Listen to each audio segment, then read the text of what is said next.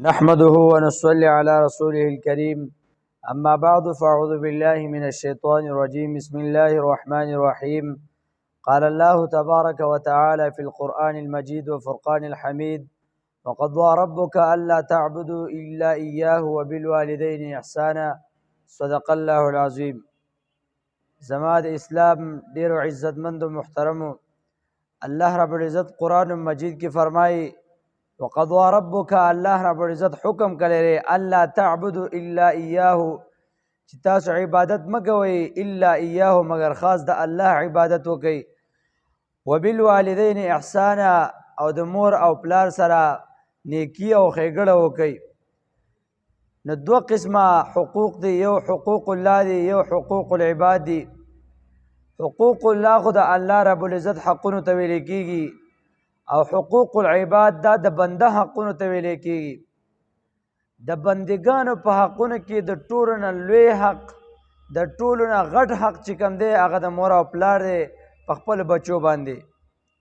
دې د وجې نه کوم ځای کې چې هم الله رب العزت د حقوق العباد ذکر کړی نو هلته د ټولو نه اول دا د مور او پلار حق بیان کړی. کوم ځای کې چې الله رب العزت د خپل وحدانیت دلیل ذکر کړی هلته د خپل وحدانیت یو آیات نازل کړی په هغه باندې نو ورسره د مور او پلار د دې لپاره د نیکۍ حکم هم کړی. الله په دې آیات کې هم فرمایي وقضى ربک الا تعبدوا الا اياه وبالوالدين احسانا. په دې کې هم وبالوالدين احسانا دا فرمایلی. دغه رنګې بل آیات کې الله رب العزت فرمایي فلا تقل لهما اف ولا تنهرهما. مور او پلار ته به قدر اف قدر هم نه کې. مطلب دا دی چې مور او پلار ته به ضرر نه رسې. مور او پلار چې کوم خبره تا ته کوي هغه به مني دا خبره کوي ته نه قدر اف ته قدر هم نه کې. دې وجې نه د مور او پلار د هر خبره منل دا ضروري او لازم دي. دارنګه عبدالرحمن بن عوف رضی الله تعالی عنه فرمایي د نورو صحابه کرامو نه هم دا حدیث را نقل. پیغمبر علیه الصلاة والسلام فرمایي رضی الله فی رضاء الوالدین. د الله رضا چې کوم دا د مور او پلار پر رضامندۍ کې ده. او دغه رنګې وسخط الله فی سخط الوالدین. او دغه د مور او پلار نافرمانی دا داسې ده د الله نافرمانی. دې د وجې نه مور او پلار خیال ساتل، مور او پلار راضي کول پیغمبر علیه السلام فرمایي رضی الله دا د الله رضامندي ده. دې وجې نه مور او پلار هر خبره منل، مور او پلار راضي کول دا لازم او ضروري دي په موږ او تاسې باندې.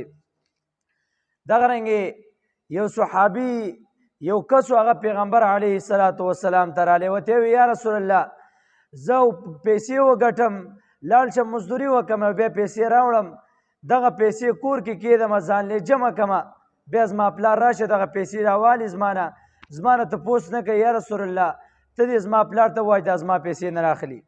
پیغمبر علیه الصلاة والسلام پلار ته وینا وکړه هغه رالی چې کله دا پلار رالی دا پلار انتهایی ضعیف و کمزوری و دا چې راروانو امسیه لګول او رالی چې کله رالی پیغمبر علیه الصلاة والسلام ته فرمایي وایي ستا دا زوی پیسې جمع کوي او ته دا پیسې رالی بغیر د اجازت نه دا ته ولې راخلي.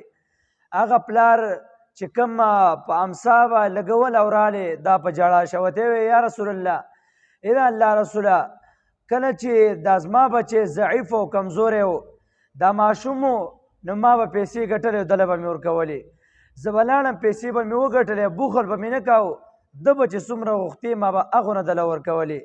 دغه رنګې ده به چې روټۍ وخوړه زه به خوشحاله شوم او څومره به چې سیوا وخوړه په هغې باندې به خوشحالېدم خو چې کله بیا روټۍ ونه خوړه زه به خفه وم.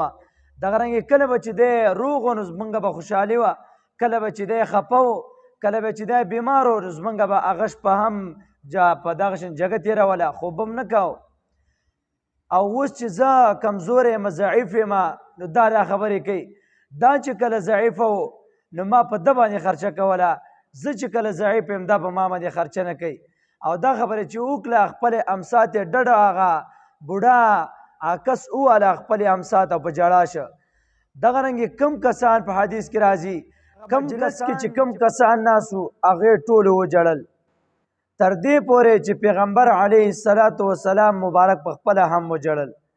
دومره وجړل پیغمبر علیه الصلاة والسلام.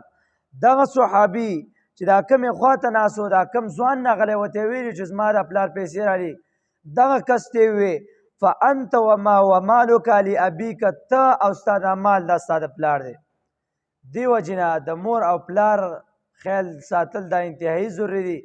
پیغمبر علیه الصلاة والسلام وفرمایل د الله رضامندي، د الله چې کله انسان راضي کېږي دې لپاره اولی پړوئ، اولی ذریعه دا مور او پلار دي. چې مور او پلار دې ناراضي وو نو الله به درنه راضي، چې مور او پلار درنه خفه وو دغه رنګې الله به درنه خفه وي.